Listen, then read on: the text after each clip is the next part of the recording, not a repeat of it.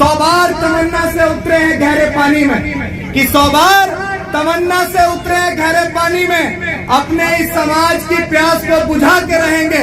और जो सर कभी झुके तो नहीं थे, दबाए गए थे, उन सरों को फिर से उठा के रहेंगे। और अंधेरों में रहकर उजाला भूल गए हैं जो, कि अंधेरों में रहकर उजाला भूल गए हैं जो, उन घरों में फिर से चिराग जलाकर रहेंगे, उन घरों में फिर से चिराग जलाकर रहेंगे। जो लोग ये कहते हैं कि डॉक्टर बाबा साहेब अम्बेडकर किसी एक जाति, किसी एक समुदाय के नेता हैं, या डॉक्टर बाबा साहेब अम्बेडकर ने किसी एक समुदाय के लिए काम किया है, तो मैं ऐसे लोगों को हरामखोर कहने का काम करूंगा। और मैं उनसे ये कहूंगा कि जातियां अलग हो सकती हैं, लेकिन महिलाएं तो हर जाति और धर्म में होती हैं, महिलाएं तो हर वर्ग में होती हैं। अरे महिलाएं तो ब्राह्मणों में भी होती हैं, महिलाएं तो क्षत्रियों में भी होती हैं, महिलाएं तो वैश्यों में भी होती हैं, महिलाएं शूद्रों में भी होती हैं। और अगर उस महिला को आज IAS, IPS, PCS, जज, डॉक्टर, बैरिस्टर, कलेक्टर, इंजीनियर, यहाँ तक कि आज एक महिला को इस देश का प्रधानमंत्री बनने का अधिकार भी दिया, तो मेरे बाप डॉक्टर बाबा साहेब अम्बेडकर ने दिया, चाहे वो किसी भी जाति और धर्म की थी। क्योंकि अभिषेक महज लोगों को इकट्ठा करने के लिए, या कोई भीड़ करने के लिए, या कोई जलसा करने के लिए समाज के बीच नहीं घूम रहा है। हम लोग इसलिए घूम रहे हैं कि समाज के नौजवानों को एक नई दिशा दे सके, और जिस संकल्प के साथ हम बाहर हैं उसको कर सकें। आज हम आपके बीच क्यों आए?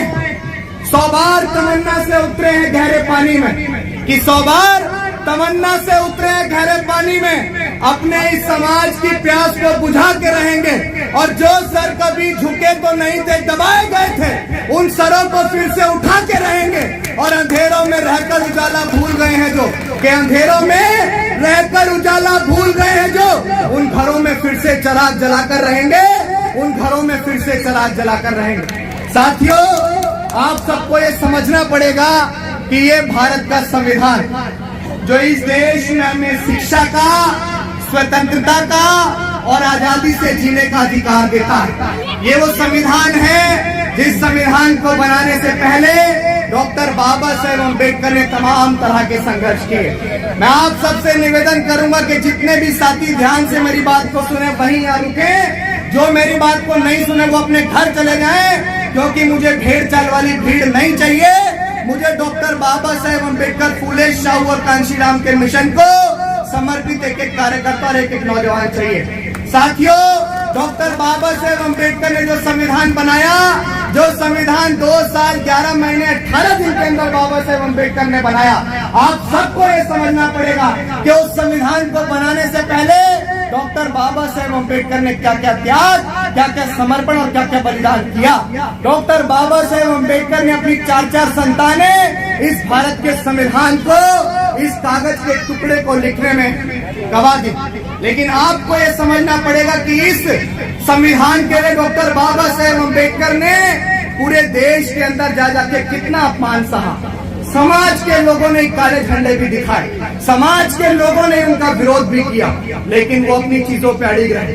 जब उनका बच्चा घर में मरा पड़ा था, वो विदेश जा रहे थे गोलमेज सम्मेलन के लिए, और ये बात कह दी गई थी कि डॉक्टर अंबेडकर को सदन के अंदर नहीं घुसने दिया जाएगा।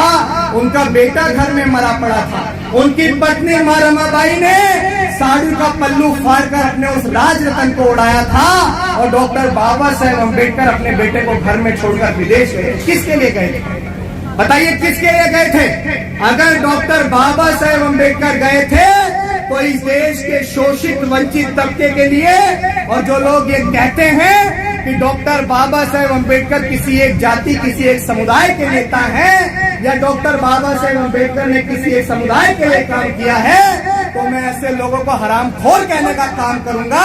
और मैं उनसे ये कहूंगा कि जातियां अलग हो सकती हैं, लेकिन महिलाएं तो हर जाति और धर्म में होती हैं, महिलाएं तो हर वर्ग में होती हैं। अरे महिलाएं तो ब्राह्मणों में भी होती हैं, महिलाएं तो क्षत्रियों में भी होती हैं, महिलाएं तो वैश्यों में भी होती हैं, महिलाएं शूद्रों में भी होती हैं। और अगर उस महिला को आज IAS, IPS, PCS, जज, डॉक्टर, बैरिस्टर, कलेक्टर, इंजीनियर, यहाँ तक कि आज एक महिला को इस देश का प्रधानमंत्री बनने का अधिकार भी दिया तो मेरे बाप डॉक्टर बाबा साहेब अम्बेडकर ने दिया, चाहे वो किसी भी जाति और धर्म की थी। आप सबको ये समझना पड़ेगा कि बाबा साहेब अम्बेडकर का सपना क्या था। हाथ उठा के बताओ, जिस महापुरुष ने आपको मान सम्मान का जीवन देने के लिए अपनी 4 संतानें कुर्बान कर दी हैं, जो महापुरुष विदेश में पढ़ता हो लेकिन उसकी बीवी यहाँ देश में रहकर गोबर पाथती हो, दूसरों के घरों का झूठन मांझती हो और उसके बच्चे घर में बीमारी के कारण, कुपोषण के कारण, भूखमरी के कारण मर जाते हो, उस महापुरुष का क्या लालच रहा होगा? सिर्फ इतना लालच रहा, बाबा साहेब अम्बेडकर ने कहा था कि अगर मैं आज अपने एक बेटे के लिए रुक जाता हूँ तो आने वाले कल में मेरे समाज के हजारों लाखों राजरत्न मरे हुए पैदा होंगे।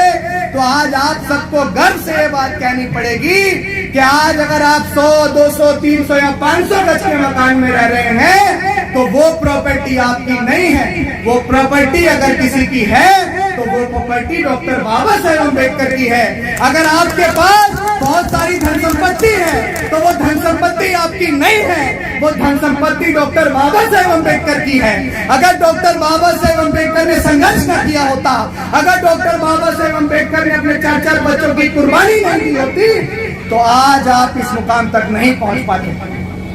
साथियों, अब आप मुझे बताओ कि जब हमारे महापुरुषों ने काम किया, बाबा साहेब अम्बेडकर ने भारत का संविधान बनाकर आपको वोट का अधिकार दिया। क्या अधिकार दिया? वोट का अधिकार दिया। और वोट का अधिकार देकर डॉक्टर बाबा साहेब अम्बेडकर ने कहा कि अब मैं इस देश में एक ऐसी व्यवस्था चलाने वाला हूँ कि अब रानी के पेट से राजा पैदा नहीं होगा। अब अगर राजा पैदा होगा तो वोट और बैलेट की ताकत से पैदा होगा।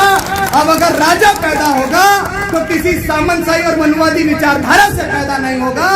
अगर अब इस देश का राजा पैदा होगा तो भारत के संविधान और लोकतंत्र की ताकत से पैदा होगा। इसीलिए बाबा साहेब अम्बेडकर ने आपको वोट का अधिकार दिया। उसी वोट की वैल्यू को समझाने के लिए जब बाबा साहेब अम्बेडकर हमारे बीच से चले गए, जब उनका कारवा कहीं ना कहीं रुक गया था, तब उस कारवा को आगे बढ़ाया हमारे रहबर पंजाब के रोपड़ के ख्वाशपुर गांव में जन्मे 15 मार्च 1934 को हमारे रहबर डॉक्टर बाबा साहेब अम्बेडकर का दूसरा रूप मान्यवर कांशी राम साहब। मान्यवर कांशी राम साहब ने कश्मीर से लेकर कन्याकुमारी तक साइकिल यात्रा की। आप सबके होश उड़ जाएंगे, बड़े से बड़े प्रधानमंत्री भी मान्यवर कांशी राम साहब के चरणों में नतमस्तक होते थे। मान्यवर कांशी राम साहब वो शख्सियत है जब इस समाज के लोग राजनीति के राह को भी नहीं जानते थे, जब इस समाज के लोग डॉक्टर बाबा साहेब अम्बेडकर को भी नहीं जानते थे, जब उनके कारवा, उनके आंदोलन को भूल चुके थे। बाबा साहेब अम्बेडकर सिर्फ महाराष्ट्र की धरती तक सीमित थे, लेकिन पूरे उत्तर भारत में डॉक्टर बाबा साहेब अम्बेडकर को पहचान दिलाने वाले, सभी महापुरुषों को मरणोपरांत जीवित करने वाले शख्स का नाम था मान्यवर कांशी राम साहब, जिस परिवार ने द एनिहिलेशन ऑफ कास्ट, जाति का बीज नाश पुस्तक पढ़ के अपनी DRDO वैज्ञानिक की नौकरी को छोड़कर इस शोषित वंचित समाज के लिए अपना घर परिवार त्याग दिया। इस समाज के लिए आजीवन अविवाहित रहे, उन्होंने अपना घर परिवार छोड़ दिया और वो इस साइकिल से गांव गांव, गली गली, कूचे कूचे इस समाज को जगाने के लिए निकल गए। और मान्यवर कांशी राम साहब ने सबसे पहले बामसेफ बनाया, फिर मान्यवर कांशी राम साहब ने दलित शोषित समाज संघर्ष समिति DS4 बनाया, और फिर मान्यवर कांशी राम साहब ने, जिसने इस उत्तर प्रदेश के अंदर 4 बार सरकारें बनाई, मान्यवर कांशी राम साहब ने साल 1984 को 14 अप्रैल को बहुजन समाज पार्टी का निर्माण किया। और उस बहुजन समाज पार्टी ने इसी उत्तर प्रदेश के अंदर, मैं ये बात आपको कुछ नजमों के साथ कहूंगा, क्योंकि देश में समाज के लोग बहुजन शायर के नाम से मुझे जानते हैं।